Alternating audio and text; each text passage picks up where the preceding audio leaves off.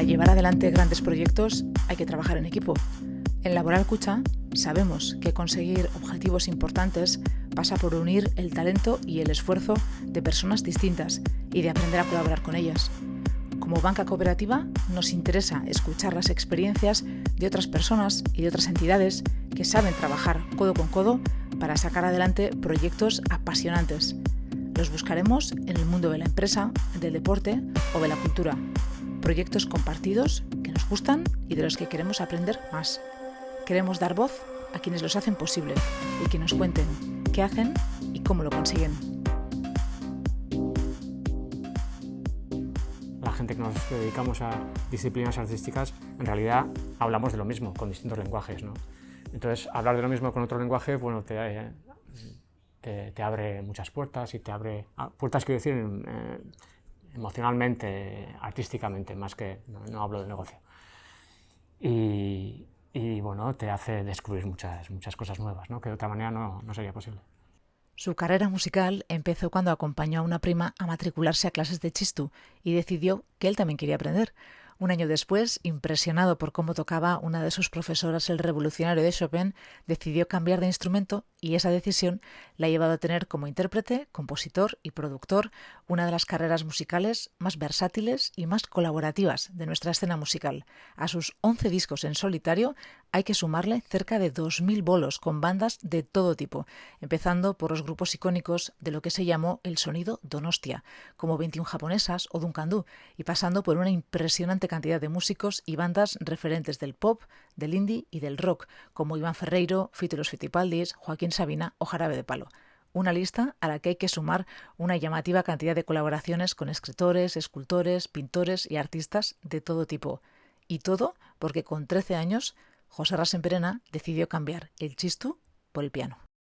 Creo que en los programas de estudio de otros instrumentos, bueno, por lo menos estoy desconectado del mundo de la pedagogía, pero había los instrumentos monofónicos, pues metales o cualquier instrumento, ya en cursos superiores les recomendaban o obligaban a hacer unos años mínimos de piano, porque en el piano hay instrumentos monofónicos, o sea que solo emiten una nota, como una trompeta, instrumentos que emiten muchas notas a la vez, como una guitarra o el piano.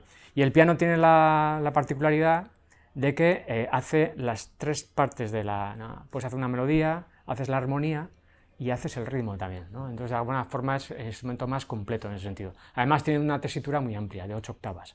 Otros instrumentos tienen mucho más cortas, de 2, 3, 4... ¿no?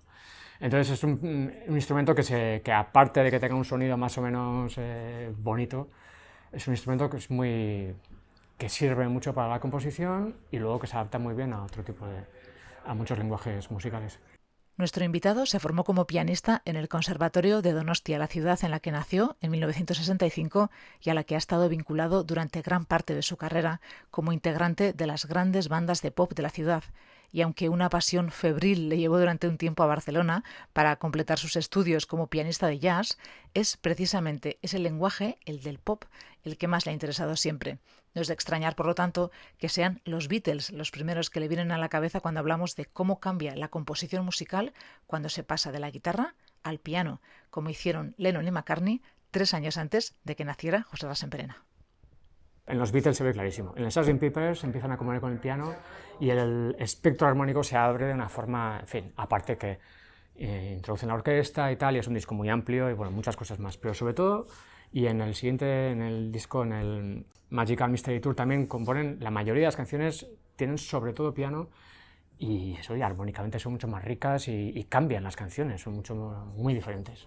A mí me interesa mucho más, por ejemplo, yo soy fan de los Beatles, pero esa segunda etapa de los Beatles a partir de Sgt. Pepper, porque las canciones son mucho más ricas en todos los sentidos. La guitarra y el piano comparten sin duda protagonismo en la música popular, aunque no tanto en el escenario, donde tradicionalmente los guitarristas han sido líderes de bandas y los teclistas y pianistas se han sentado en segunda fila, ocupando un lugar más discreto y sin llamar tanto la atención, aunque hace unos años estaban de moda los teclistas que tocaban de pie y ahora lo están los pianistas que tocan, digamos, de manera más exuberante.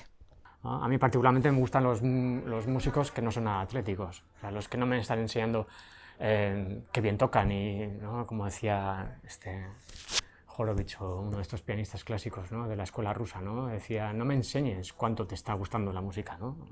Quiero oírte, no quiero que me enseñes. Como ahora están de moda estos pianistas chinos, Lang Lang y esta otra pianista china que vive en Estados Unidos, que es todo lo contrario, ¿no? Es el ejemplo atlético de que parece, bueno, están enseñando todo el rato cómo tocan, ¿no? Es verdad que yo creo que se distrae más porque te fijas más en el pianista, ¿no? Claro, y a mí no me interesa, no me interesa nada, ¿no? Y para eso estaba creo que era Horowitz, es que no me acuerdo del nombre, ¿no?, que salía al escenario con una lamparita pequeña a la partitura y nada más. Decía: ¿ver? ¿Para qué?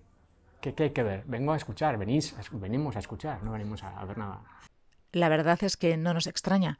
Cuando alguien hace de la excelencia profesional su marca personal y tiene la grandeza de ser humilde, cuesta imaginarle haciendo grandes exhibiciones al piano. Me acuerdo de una cosa que me dijo mi profe de piano, la profe buena que tuve, porque tuve 3 o así y solo tuve una buena, y me decía, cuando empecé con ella, me decía: toda la energía que estás dedicándole a mover el cuerpo, a mover los brazos y mover el cuerpo, céntrala en los dedos y en que la oiga. Que no se te escape esa parte de energía en otras cuestiones físicas, sino en el sonido. Toda la atención, toda la concentración en el sonido. No desgastar, no malgastar energía en otras cosas extramusicales.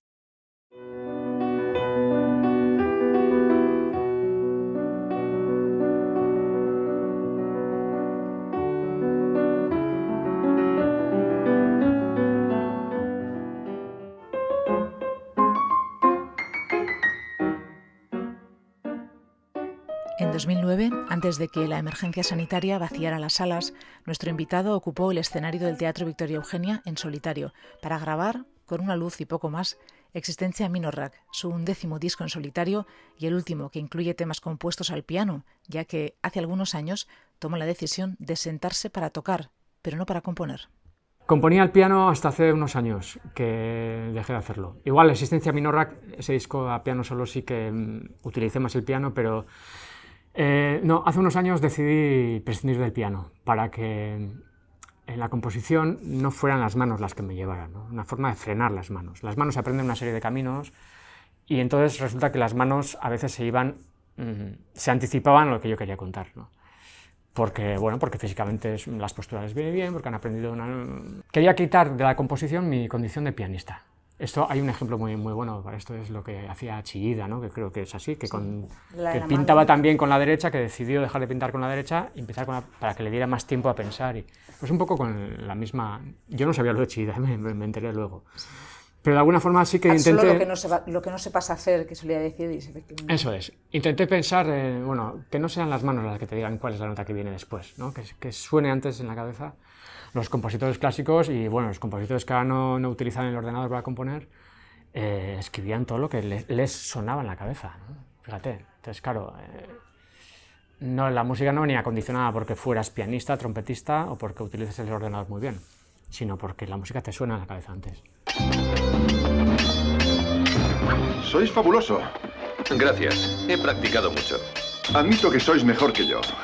¿Por qué sonreís? Porque si algo que vos no sabéis. ¿De qué se trata? ¿Que no soy zurdo?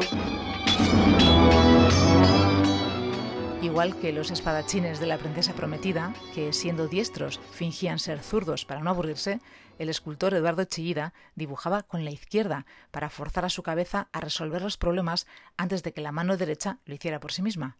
Evitaba así uno de los grandes riesgos del proceso artístico: perder la espontaneidad, repetirse.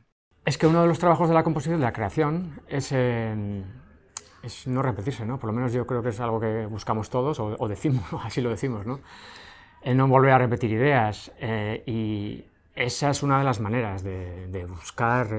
Los encargos también son muy buenos para eso, que te obligan a pensar de otra manera y a transitar por sitios por los que no habías transitado antes.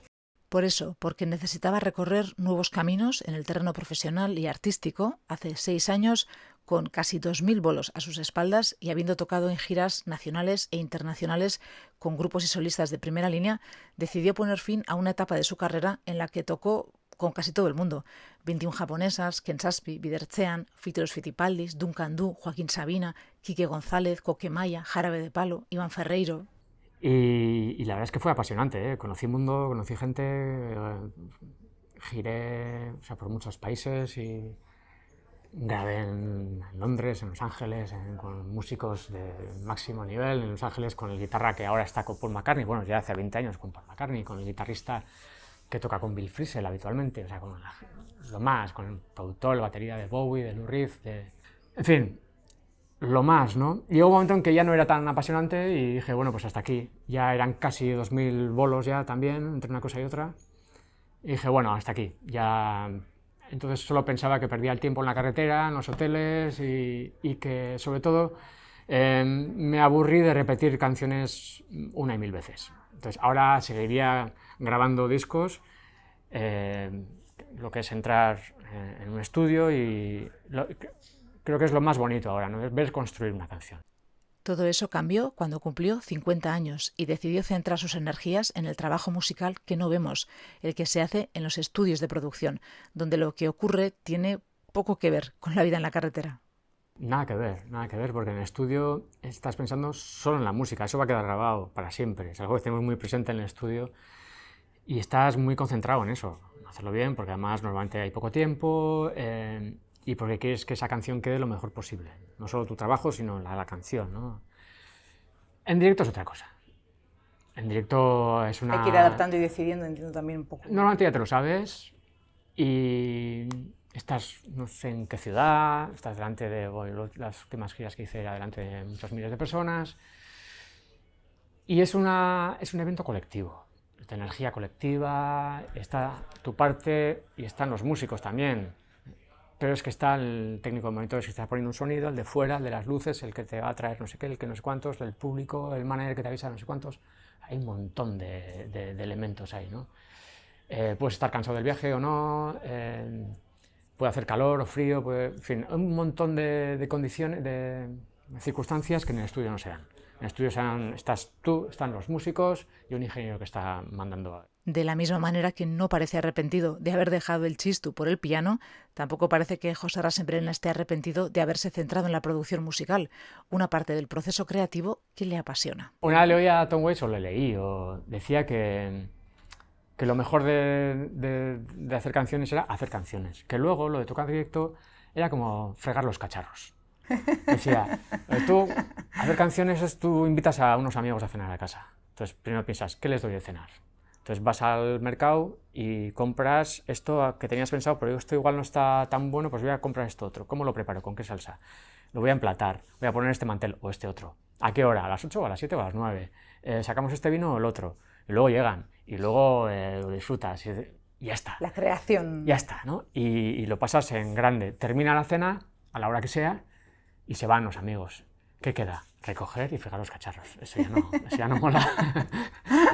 Él decía eso, ¿no? Y durante muchos años no tocó en directo. Luego yo le vi en el Cursal, decidió hacer algunos conciertos para alegría de algunos. Pero yo lo veo así, realmente lo bonito es el proceso de creación y ahora lo veo así ahora. En su día ya te digo que disfruté muchísimo de los viajes y de conocer el mundo. Como en Laboral Cucha sabemos bastante de trabajar en equipo, podemos afirmar que la carrera de nuestro invitado ha sido particularmente colaborativa.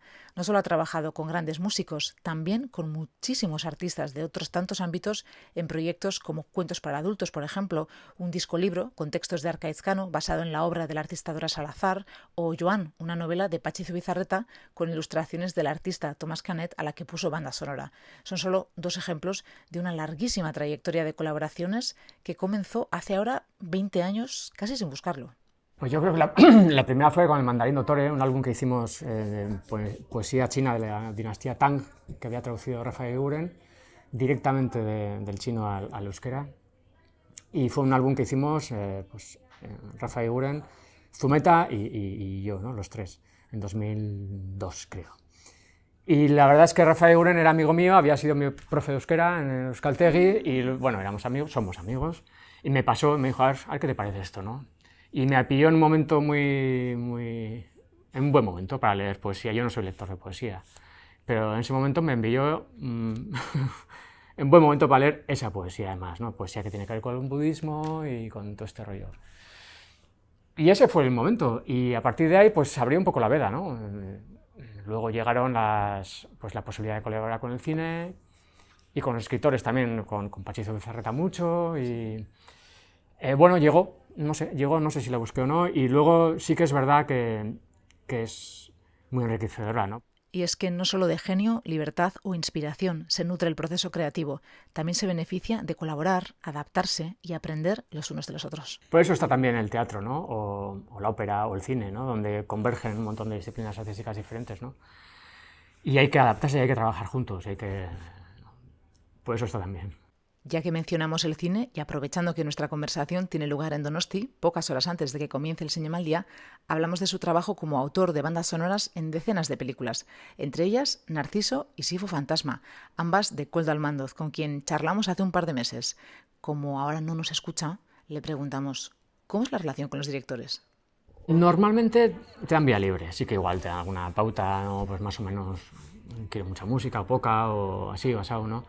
Luego la entidad del proyecto, quiero decir, el presupuesto del proyecto también tiene mucho que ver, si da para una orquesta, si da para un pianito o tiene que ser todo programado, ¿no? Depende también, ¿no? Pero normalmente vía libre, vía libre, y luego una vez que haces una propuesta, entonces el director ya, pues hay algunos que todo les parece bien, otros que lo que quieren cambiar todo, y normalmente hay un toma y daca, ¿no? O sea, aquí más o menos, o aquí has puesto música y no pondría, aquí no has puesto y sí pondría, o esto lo alargaría, esto lo acortaría, aquí quiero un poco más de, no sé, más de brillo o menos, en fin, ya pues los matices. La verdad es que en las artes ha habido pocas parejas tan bien avenidas como la música y el cine. En la oscuridad de una sala de cine es la música la que nos asusta con esta ominosa advertencia de la llegada del tiburón.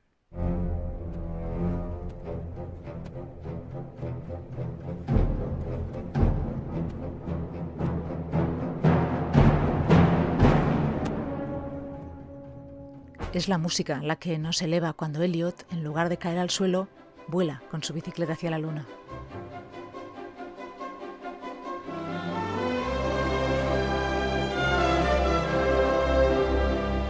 Y sin duda es la música la que nos hace gritar cuando nos damos cuenta de que hay alguien al otro lado de la cortina.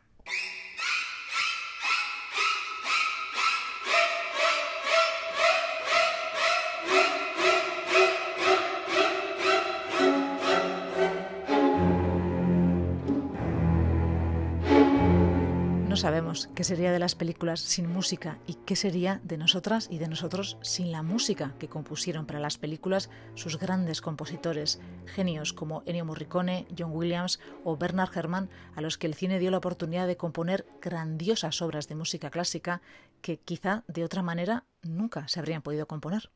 Es que los compositores de la música clásica, digamos, pues no les da para comer, ¿no? Y de hecho, antes hemos citado a algunos de los grandes músicos de cine del siglo XX y no conocemos su obra particular. Conocemos su obra para el cine, ¿no?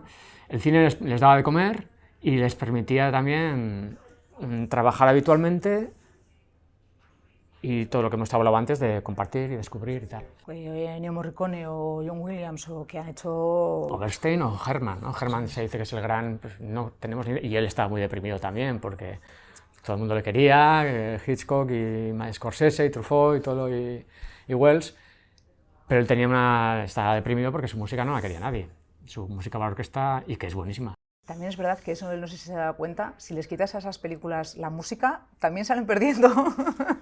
Que cuando las ves sin la música, por ejemplo, alguna vez, algún documental o lo que sea, es como, ay, la magia, o sea, el alma, como la emoción, aparece cuando entra la música. La tenemos muy interiorizada, y yo creo que, claro, es impensable ver la escena de la ducha de Psicosis sin los cuchillos de Herrmann, ¿no?